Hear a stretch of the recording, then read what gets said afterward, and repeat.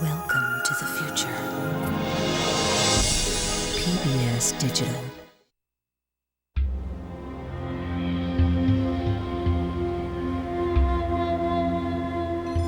Look to the skies and you will feel it.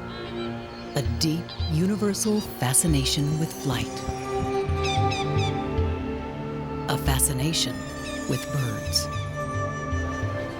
There are legions of bird watchers all across the world. But for some, watching is not enough. In the sport of falconry, man and bird hunt together. It pushes the adrenaline like nothing else on earth. You've only got to watch it to realize it's the most emotional sport there is. Birds are creatures of many meanings. In India, they are a sign of hope, messengers from heaven. When the birds come, we have a good harvest. If the birds don't come, there is trouble. Birds are also killers, but these skills can help defend our farms. What do barn owls like to eat? Does anybody know? Rats. Rats, voles, and rodents. That's right. Birds have a long history of service to mankind, but sometimes it's their friendship that matters most. They say parrots pick their friends. Angel just loves Sister Una. They're not little humans. They're very intelligent, they're very sensitive, they communicate with body language.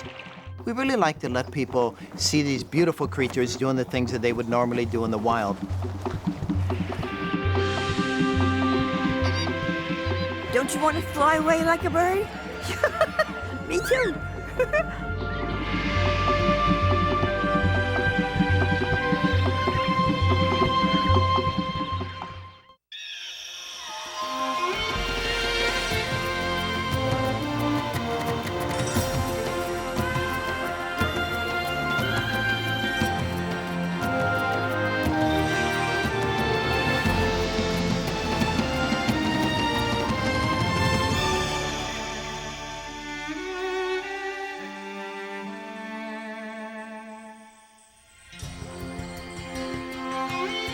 Major funding for nature is provided by the Park Foundation, dedicated to education and quality television.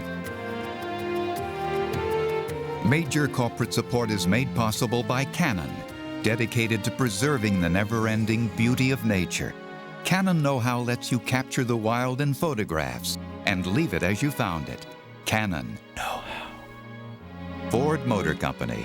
Because we've made all our SUVs and most F-Series pickups low-emission vehicles, smog-forming pollutants are being reduced by more than 4,000 tons every year. Ford Motor Company, better ideas.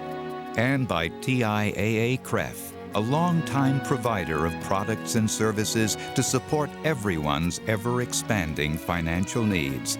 TIAA-CREF, ensuring the future for those who shape it. This program was made possible by contributions to your PBS station from viewers like you. Thank you.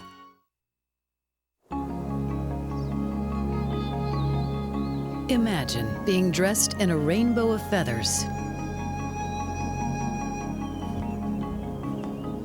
They may be scarlet or pale pink, richly patterned or solid white.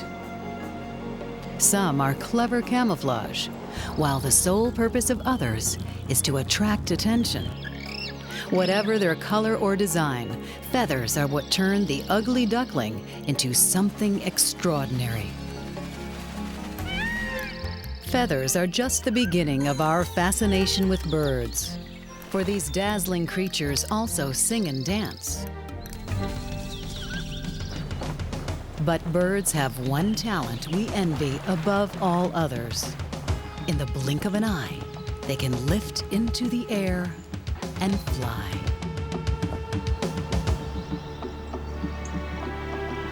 Each kind of bird uses the power of flight for its own purpose. Arctic terns are record travelers, crossing the entire planet twice in a single year. Flamingos seek out terrible places, converging on poisonous lakes to raise their chicks where almost nothing else can survive.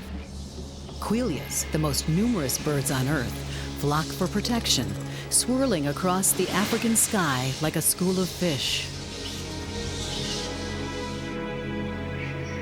Amazed by their mysterious abilities, we have studied birds with more zeal and dedication than we have any other creatures. And in learning how they feed, mate, and nest, we have also discovered that there is more to birds than the mere facts and figures of their lives. There are even places where their comings and goings can mean the difference between prosperity and suffering.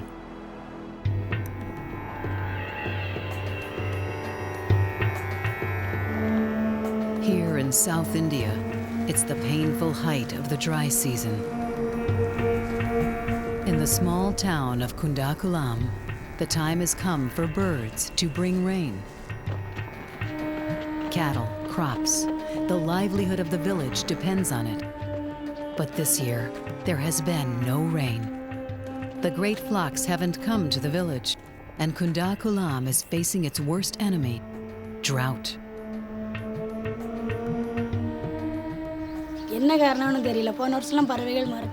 Last year, there were many colorful birds that looked like flowers on a tree. But this year, I don't see any birds on the trees. Usually, before January, they'll start circling, and when the people of the village see them, they know it's time for the seeds to be sown, and they know they'll have a good harvest.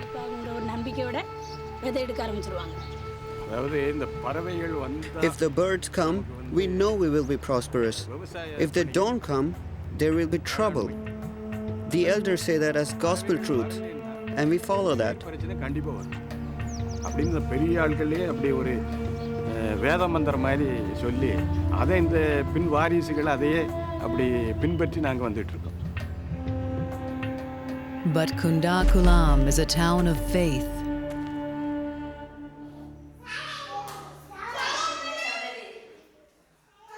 Here, children are taught early about what birds mean to their village. They are told of how generations ago, when the farmers were desperate for rain, the birds answered their prayers.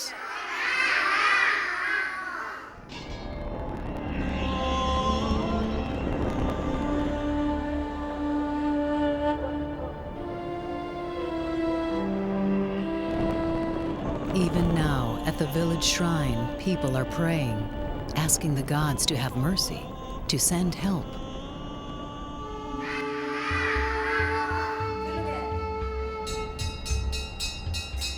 The prayers rise up into the empty skies.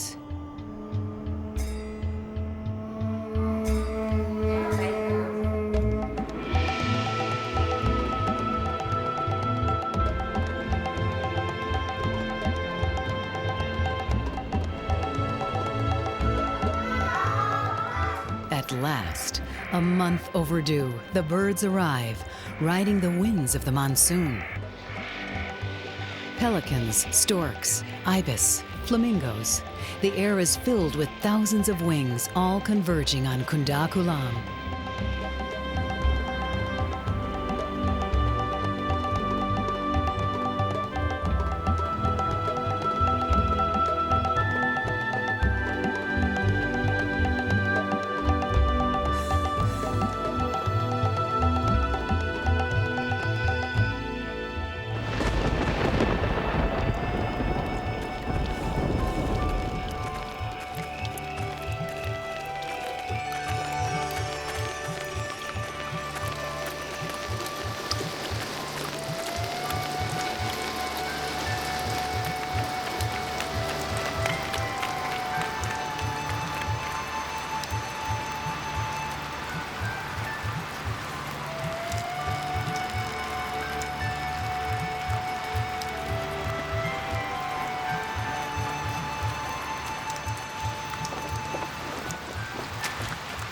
Once again, the birds have brought the rains to Kundakulam.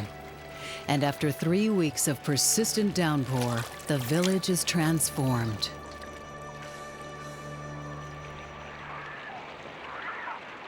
The birds and the monsoon are ancient partners in the seasons of southern India.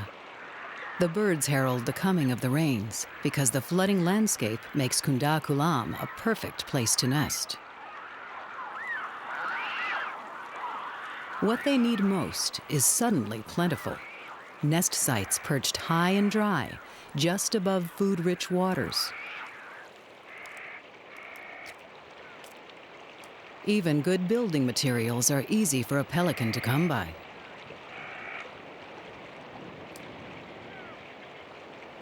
In some uncanny way, the birds are able to anticipate the timing and direction of the rains each year. If they do not keep their appointment with the village, it signals that the monsoon has changed its course.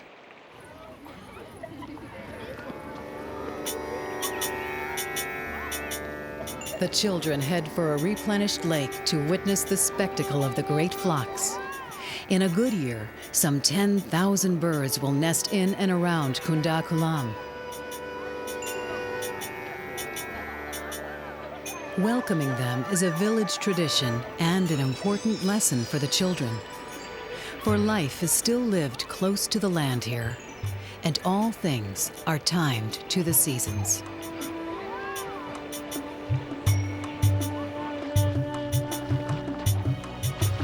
Villagers can now plant rice, coconuts, bananas, sugar, with every hope of a good harvest.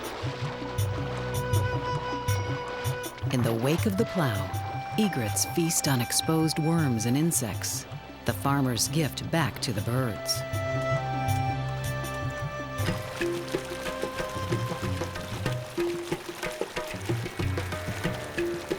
With such a wealth of water, it's easy to share.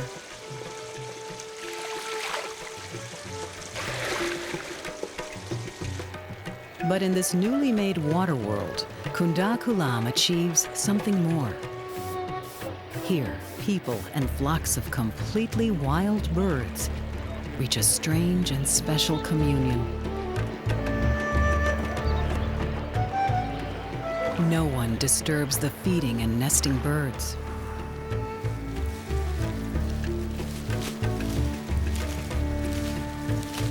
For 8 weeks, this remote farming community in South India opens its doors to thousands of feathered guests.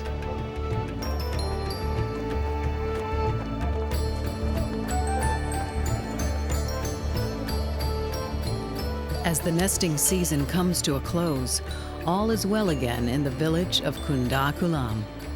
A world that faced drought and famine has been restored. The birds of the monsoon are ambassadors of weather that can save or destroy. Their coming always brings a change in the wind, an answer to a prayer.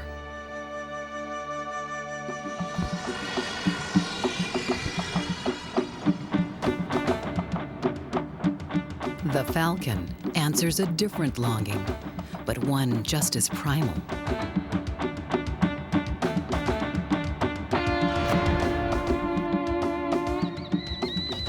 They are warriors, fierce and fast.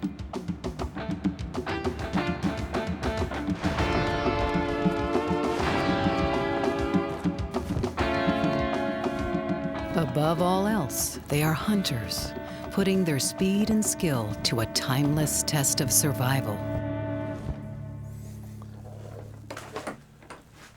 Roger Upton practices the ancient art of falconry. By training and flying such a bird, he comes as close to being a falcon as a human can ever hope to get. Okay.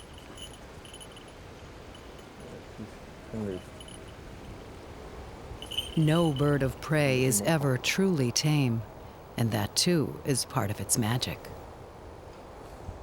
We don't teach it to fly, it flies. We don't teach it to kill, it kills.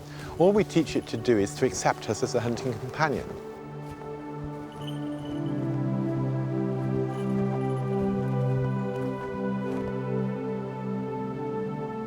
To the falconer, the peregrine is the ultimate in perfection. Its long bird-killing feet are armed with rapier talons. Its legs are shock absorbers to withstand the tremendous power of its own strike. Its enormous dark eyes have a telephoto retina capable of magnifying the center of its field of vision. But its real power comes from its long, strong wings. Wing muscles make up 1/3 of its weight. And in the air, the peregrine truly becomes the high-speed, jet-powered Ferrari of falcons. Its dive or stoop has been clocked at an extraordinary 200 miles per hour. With all this talent, falcons are demanding and temperamental partners. Their company has always been reserved for the lucky few. Hunting with falcons began before history. From the steppes of Asia to the dunes of Arabia, kings and their nobles rode out to the hunt with falcons on their wrists. It was sport and power and privilege, with the training of birds passed down from master to apprentice like sacred rites. Here on the unchanging moors of Scotland, the ancient ways live on. Roger Upton, master falconer, has a pupil, his son Mark. Each year, father and son spend 6 weeks here in Scotland training and flying their birds. I can remember at the age of 4 or 5, sort of tiny, trailing along in my father's footsteps across the heather, which was up to my waist in those days. But even then, being very interested in watching the flights.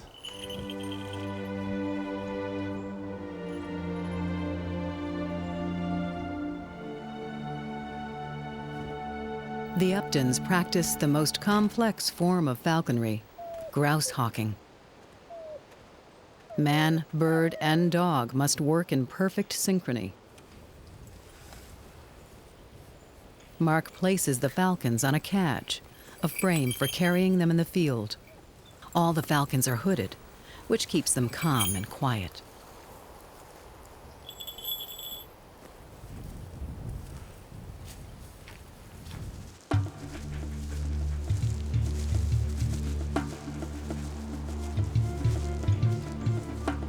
Up ahead of the party, English pointers fan out in excitement, working the heather.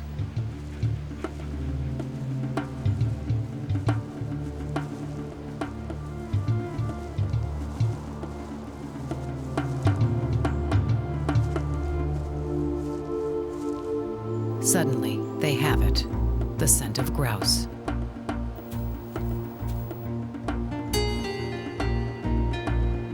With the dogs on point, Mark brings his favorite peregrine, Oliver Twist, to his wrist. The hood comes off and he is free to fly.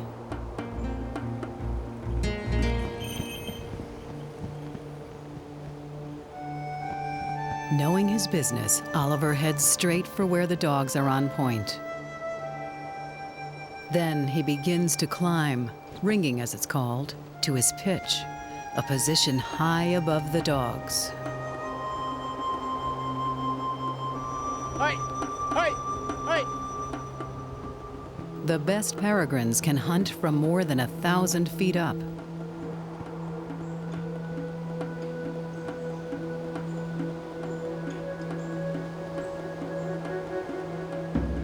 The dogs advance to flush the grouse. Now it's up to Oliver.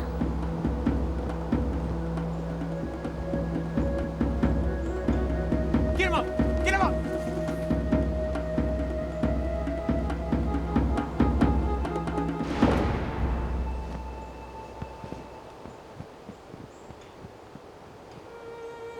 This time, just barely, the grouse wins the day. But to encourage his desire to hunt, Oliver is still rewarded with fresh meat. And for Roger Upton, it's the thrill of the chase rather than the kill that's important. Today's flights were mixed. We didn't have what I'd call a classic today. You don't get spectacular every day. I've seen many great flights which haven't necessarily ended in a kill. It makes you realise how good the successes are.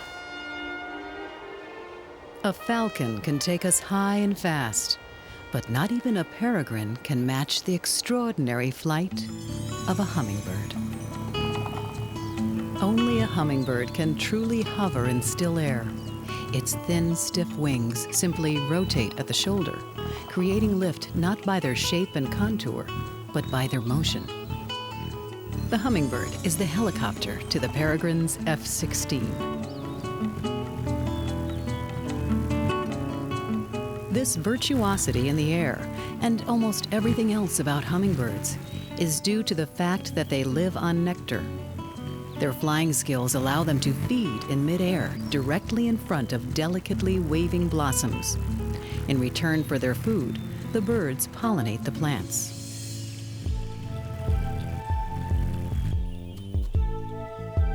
Some hummingbirds' bills are a perfect match for the shape of their favorite flower. The sickle-bill's strangely curved beak is designed to feed only on the curved flowers of the heliconia.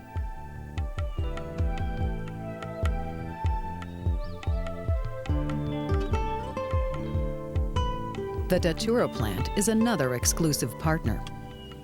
Its enormous 6 to 8 inch flowers are too deep for all hummingbirds except one. The sword-billed. The sword-billed is the only bird whose beak is actually longer than its body. Hummingbirds that aren't equipped with special beaks are often adorned with dazzling colors. The sapphire-fronted emerald, the tourmaline sun angel, the ruby topaz. Their names alone attest to their jewel-like radiance. The secret is in the structure of their feathers. Microscopic prisms inside each feather split, refract, and reflect different wavelengths. The feathers appear lit from within, as though hummingbirds were made of light. These flashes of brilliance are all about protecting their patch of flowers. Hummingbirds use them to signal ownership of prized territories, taking on rivals in a clash of color. But perhaps the most extraordinary thing about hummingbirds is the most obvious: their size. They are masters of miniaturization. And in their case, smaller also means faster. An average-sized hummer must beat its wings 25 times a second in order to produce the lift it needs to stay in the air. But in the tiny bee hummingbird, scarcely 2 inches long, that accelerates to an astonishing 200 beats a second. All this requires a great deal of fuel. Flower nectar is high octane, but even so, the smallest hummingbirds have to feed every 3 to 5 minutes. Then they add the stress of mating, raising chicks, and a grueling annual migration.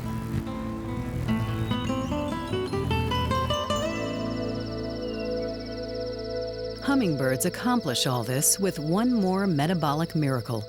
At night, their hearts can slow to a fraction of their normal rates, and they can drop their body temperature in half, from 110 to 55 degrees. They live at half speed in a torpor deeper than sleep.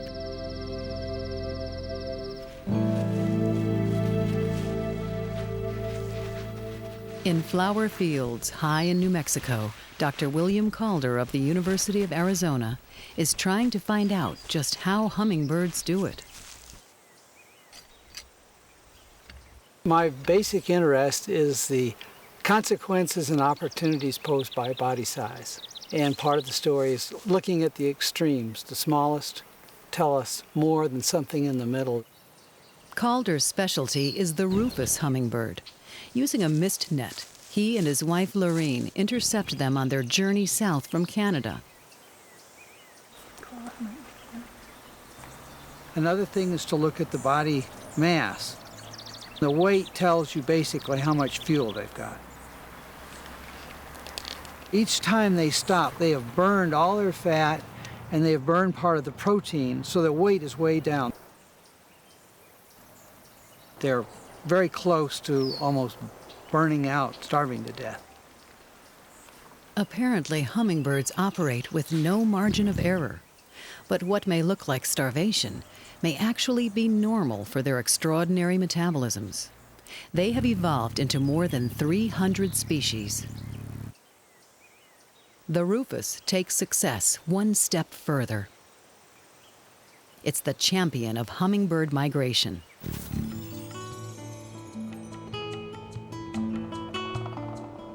From their breeding grounds as far north as coastal Alaska, the birds head south down the Rockies to the mountains of Mexico to winter. Come spring, they take a western route north, flying up through California to their summer grounds in southwestern Canada and beyond. This tiny bird travels farther for its body size than any other creature on Earth. Round trip, it's more than 5,000 miles. Yet they navigate with such accuracy that the same birds are caught in the same field year after year. How is it possible? That information they are storing in a brain that's about the size of Abe Lincoln's head on a penny. And yet they are coming back precisely to the same filling station along the way, doing as well as this very nice, portable, small, miniaturized GPS system that takes fixes off of 5, 6 or so satellites and gets an exact position. We got birds with this little brain that are coming and doing the same thing, and they don't have a GPS. They couldn't begin to carry off, a whole herd of them couldn't carry this one machine. So. Rufous male, adult. And there's a couple of red feathers there and one right over there way off the side. Remarkably, juvenile birds travel on their own. They do not learn the route from their parents, and their track south is very different than the path they will take north next spring. This means that much of what they do must be genetically programmed. Yet hummingbirds show surprising flexibility. They will delay their trip if flowers are late to bloom, and they will adjust their path and altitude to take advantage of yearly variations in their food supply. How they anticipate these changes, no one knows. Calder is turning to technology for some answers. By extracting a few feathers, he obtains a minute amount of tissue. Using new developments in DNA sequencing, he will look for the keys to their amazing behavior in their genetic instructions. So much of their biology is totally unknown. There's just a whole world out there left to discover. It's pretty awe-inspiring. It's extraordinary that a creature so small could keep so many secrets. But our next characters are famous for relaying our secrets. Pigeons. On first sight, they are ordinary, everyday birds. You may toss them a crumb, then pass them by, never suspecting these common street birds capable of greater glory. But in the annals of avian history, no bird can rival the pigeon for courage under fire, devotion to duty, and service to humanity. All common pigeons have the ability to home, and in the great conflicts of the 20th century, homing pigeons became full-fledged war heroes. Thousands of homers campaigned in World Wars I and II. They advanced across Europe, North Africa, and Asia, an air force of messengers braving heavy artillery to file their reports.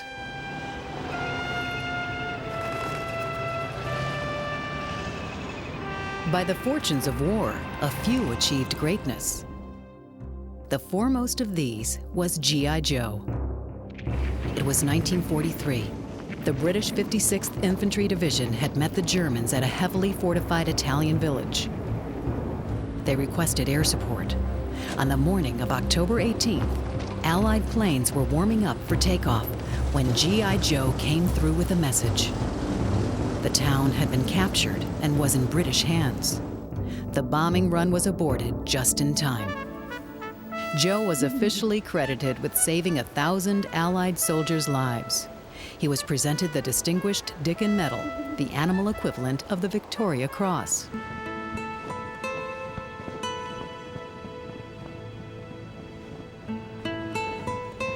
The amazing abilities of homing pigeons remain a mystery.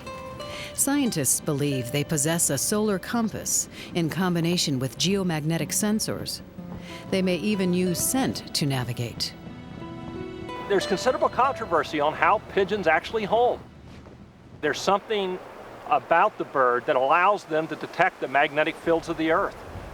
There's obviously other cues they also use. Dave Kostlow knows what he's talking about. He's employing pigeons every day in his rafting company, Rocky Mountain Adventures, in Fort Collins, Colorado.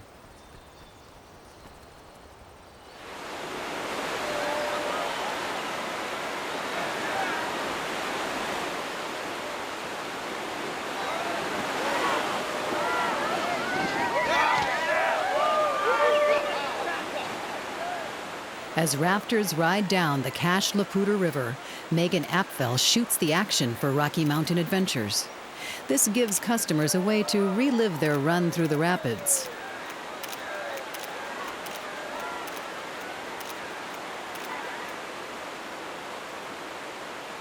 Now to get the film back for processing in time for the rafters to see their photos.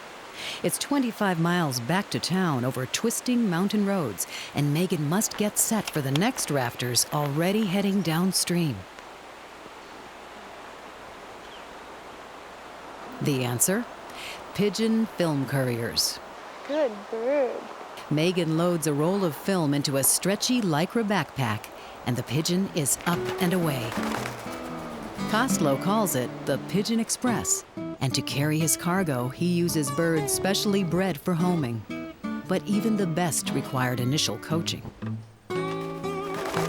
Training flights began at the end of the day, taking advantage of the bird's instinct to roost. Short flights were increased 50 yards at a time as the birds progressed. When they were able to fly faster than we could drive home, we added more mileage until they were flying the distances we want them to quite successfully.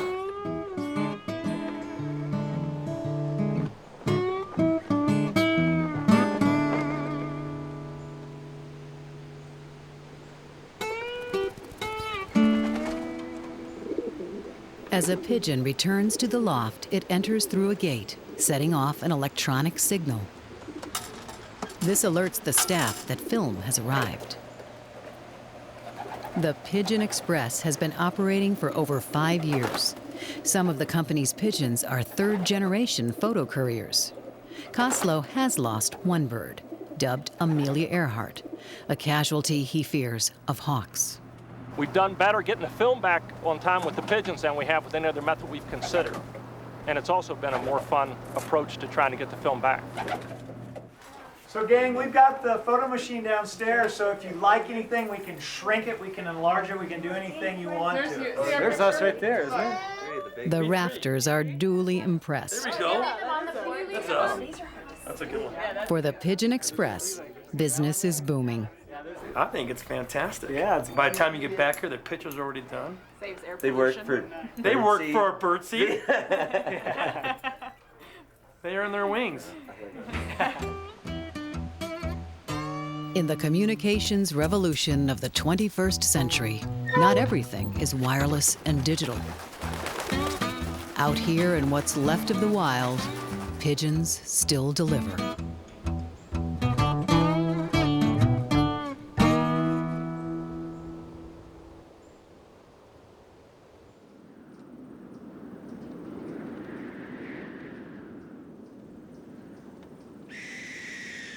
As evening approaches, a bird stands guard over the sugarcane fields of South Florida.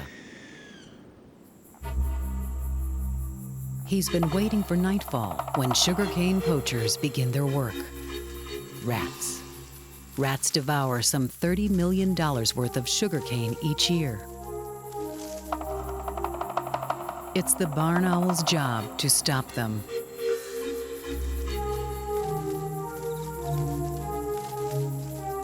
The faint rustlings are loud and clear to the waiting owl.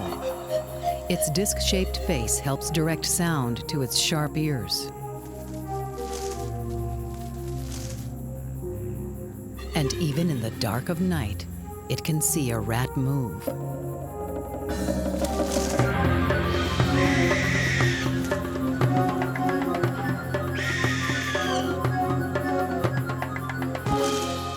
It's not much of a contest, for barn owls are members of one of the bird world's most extraordinary families.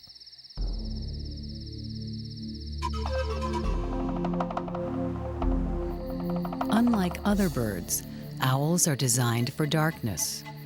When most birds have gone to roost, owls are on the prowl.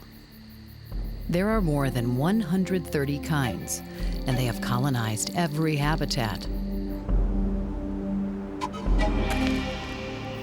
Their soft, downy feathers and large, appealing faces are merely a disguise. For all owls are predators, swift and silent killers in the night.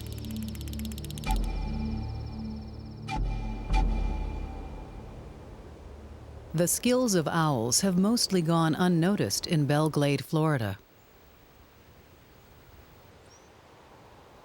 Owls have long been part of this agricultural landscape, as traditional on the farm as a barnyard cat.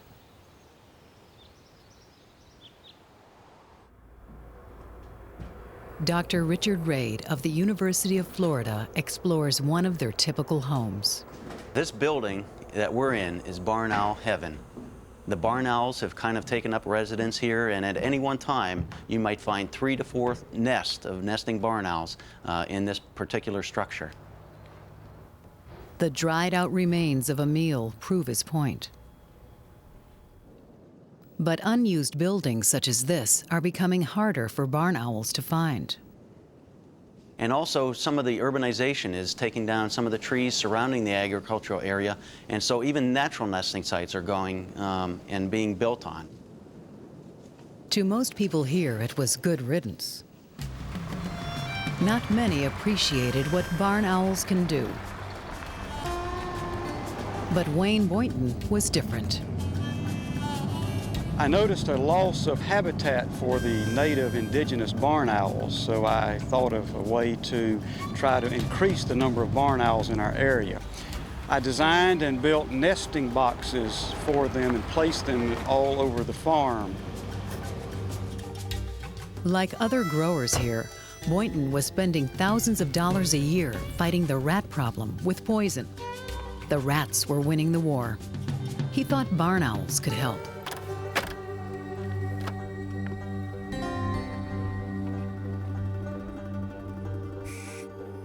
Checking in on the chicks, Boynton knows that each one of these fluffy little babies will soon be eating 1,500 rats a year. He's the godfather of a reborn rat patrol. Many people doubted whether if we built barn owl nesting boxes that the owls would actually use them. But I have found that, as in the movie Field of Dreams, build them and they will come. I have nearly 25 nesting boxes scattered throughout the 3,000 acres of our farm, and 100% of them are occupied. Boynton's success is turning things around for barn owls in the sugarcane town of Belle Glade. What do barn owls like to eat? Does anybody know? Yes. Rats, voles, rodents. Rats, voles, and rodents. That's right. Does anybody know what we call this? Yes. An owl pellet? An owl pellet. That's exactly right. Richard Raid is directing a 5th grade science project. They're dissecting owl pellets, the regurgitated remains of the owl's prey, to see for themselves exactly what owls feast on. Has anybody found any skulls in theirs? I have. Oh, excellent. I see 2 skulls in the same pellet. These 5th graders are constructing their very own rat skeletons. 6 rodents. I mean, I'm not sure what this is. What the heck is that? A hip bone, a pelvic bone. That's right. What Richard Raid is building is a newfound respect for barn owls and the protection they provide to the fields of Belle Glade as they set out to hunt each night.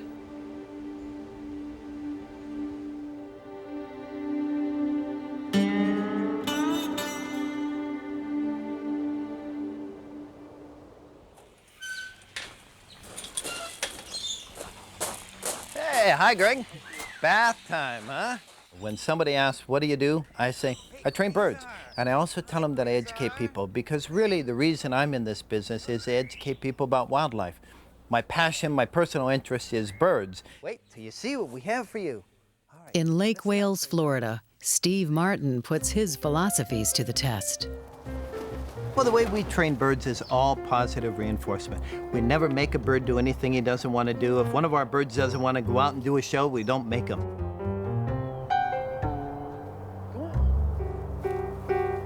You should always let birds do things and never force them.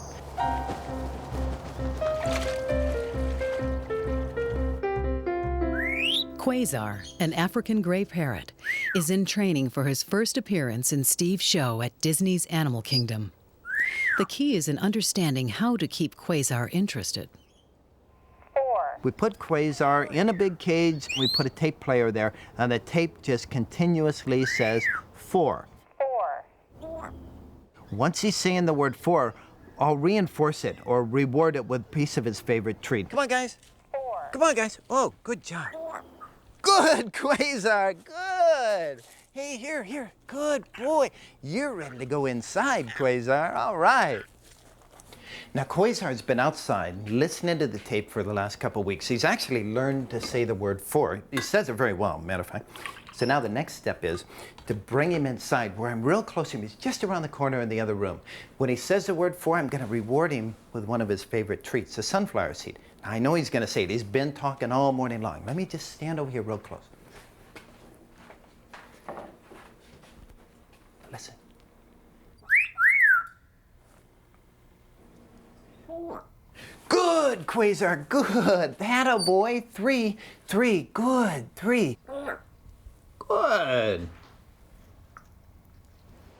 Steve gets a bird's eager participation by understanding its social needs. Parrots love attention and form deep and lasting bonds. Quasar. Good boy. Good boy. Okay. Training is simply another word for communication. And encouragement, not discipline, gets the best results. Good, Quasar. Good boy. What a good boy. Steve has spent years observing birds in the wild and has come up with provocative insights into bird psychology. See, parrots in the wild, nothing ever dominates and forces them. There simply is no leader in a flock of parrots. They're all equal. So when you try to dominate them, it's very unnatural. If you want your bird to do something, find a reason that he would want to do it. A very important part of bird behavior is their nonverbal communication. That's how they communicate with each other in the wild. The subtle look of an eye, maybe the feathers coming up on the back of their head. The problem a lot of people have is they're not very perceptive of those subtle communications. So we're really not set up well to understand a bird's body language. 3 weeks into Quasar's training, it's time for dress rehearsals at Disney's Animal Kingdom. Say hi. Hello. We're just getting them used to being around people. Okay, Quasar. Hello. Here you go. Pretty scary place, Quasar. Okay, easy. Once we get him to Disney, the first thing is to get him used to the stage. So we'll bring him out on stage, let him desensitize for a little while, and then we might fly him back and forth between 2 trainers. We'll start working him through the backdrop, getting him used to making his entrance onto the stage. What a good bird. Okay, ready to go back? Come on, Quasar. Come on, Quasar. Quasar. Whoa, good boy. That was great. Rebecca, I think he's ready. Let's fly him out a little bit, about 10 feet. Okay, good boy, Quasar. Okay, here you go. Quasar has been learning so quickly, Steve thinks he's ready to go on. In the afternoon show, this little parrot will make his debut. Good.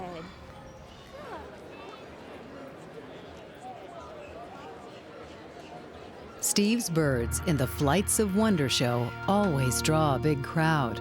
4 years old, that's doing really well because 75% of these birds of prey don't make it to see the end of their first year.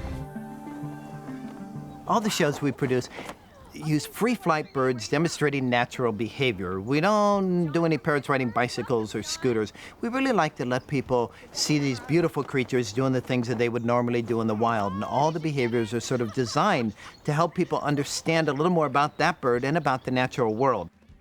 All right, Quasar. It's time for Quasar's big moment. Now, he normally joins us from this window right over here. All right, just about ready. Ready? Okay, just like we practice it. Here we go. Go on. What you doing, sweetie? Come on out. Meet everybody. He's a little shy today. Go on, go on. It's okay. Go on. Go on, go on. Good, good boy. Come on, kiddo. All the way out here, show everyone your pretty face. Here he comes. Oh, and I see we have a volunteer. Can you say your name into that microphone and tell everyone where you're from? Hi, my name's Nicole, and I'm from Canada. Okay, Nicole, here's what we're gonna do. We're just gonna have a little math competition between you and Quasar. So all you have to do is say the answers into your microphone before Quasar can say the answers into his. Are you ready for this? Quasar, Nicole, what is 1 plus 3? 4. Whoa, they're both quick this morning. Okay, I think we better move on to division. Oh, I'm not good at division. Well, that's okay. Quasar isn't very good at division either. Here we go. Nicole, Quasar, what's 12 divided by 3? 4. Ah, okay. Well, I think we better do one more question. This one's going to be winner takes all. You ready for this? What's 2 plus 2? 4. Yeah, Nicole wins! Here you go. Here's your sunflower seed.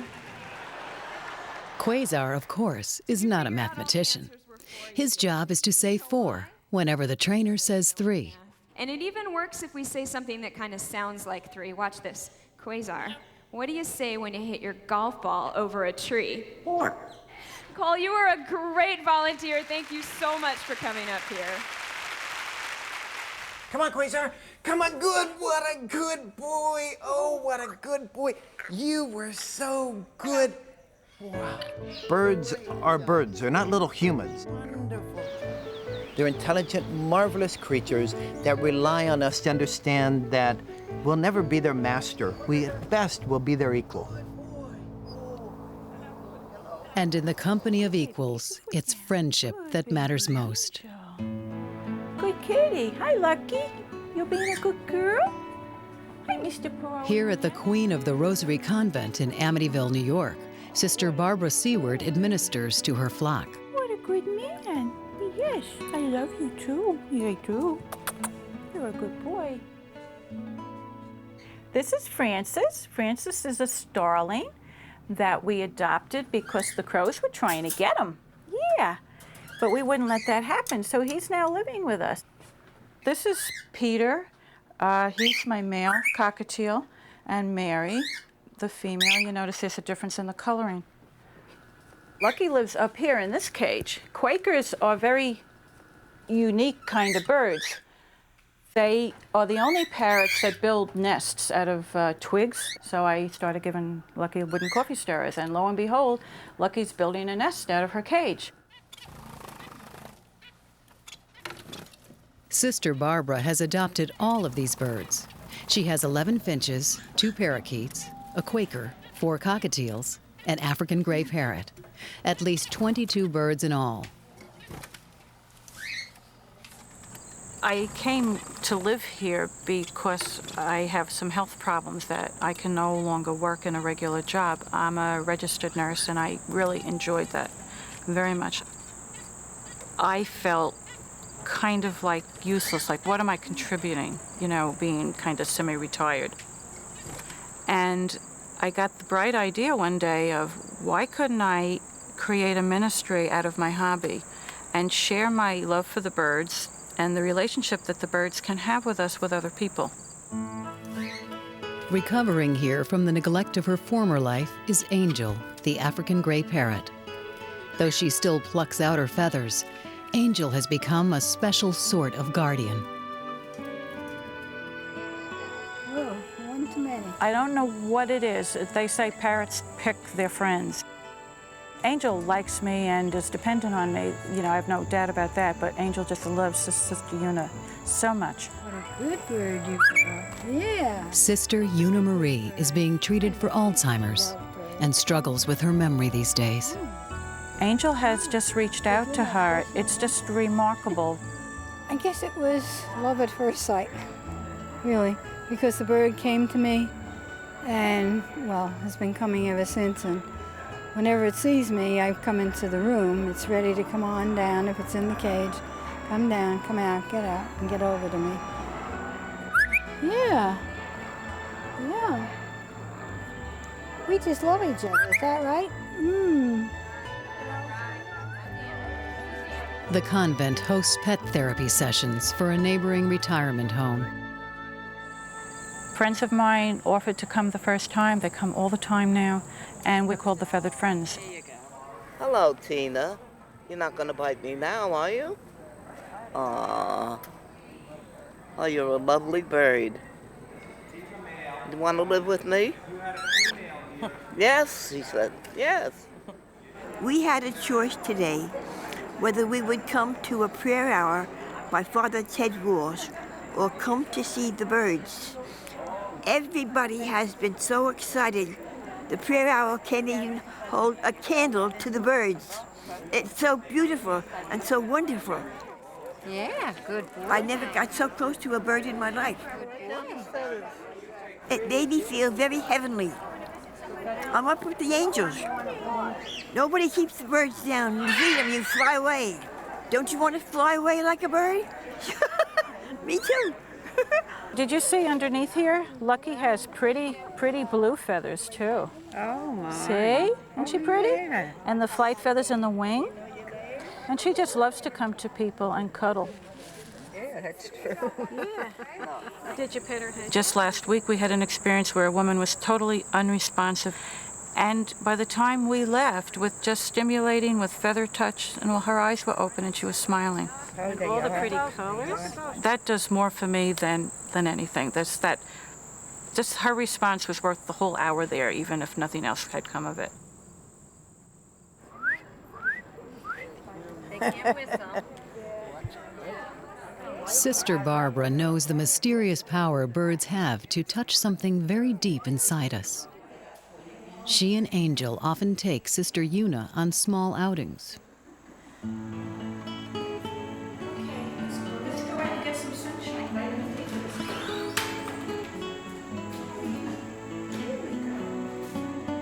Together, Angel and Sister Una, at peace in each other's company, are able to enjoy the wider world. I think God's presence and His touch is everywhere in all of His creation. Whatever I can do to help people to experience that, I think, is ministry. I think it brings us all together, and we are, in a sense, all one.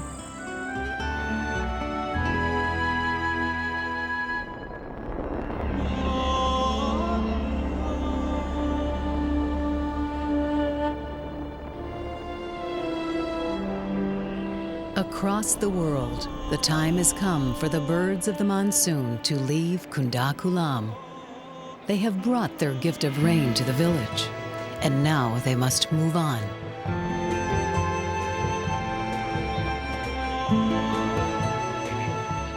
For people everywhere, birds are a symbol of all things wild and free.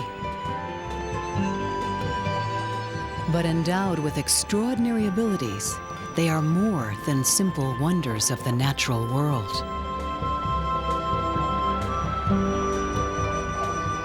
Here, to the people of Kunda Kulam, birds are a blessing.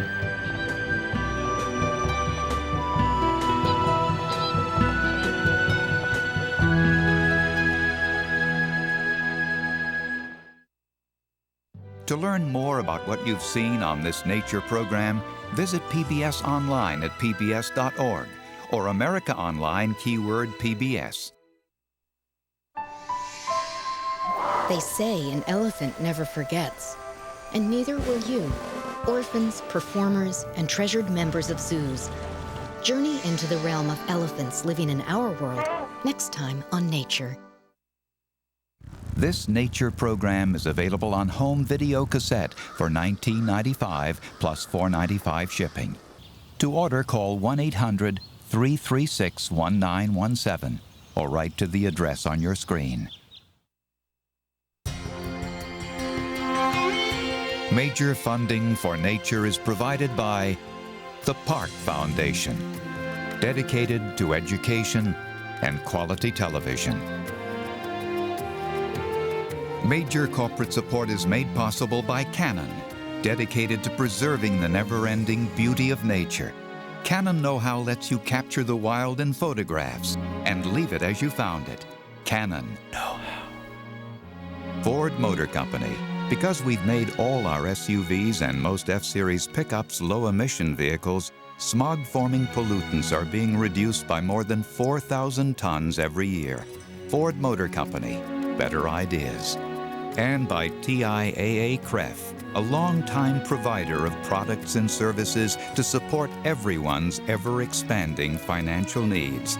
TIAA-CREF, ensuring the future for those who shape it. This program was made possible by contributions to your PBS station from viewers like you. Thank you.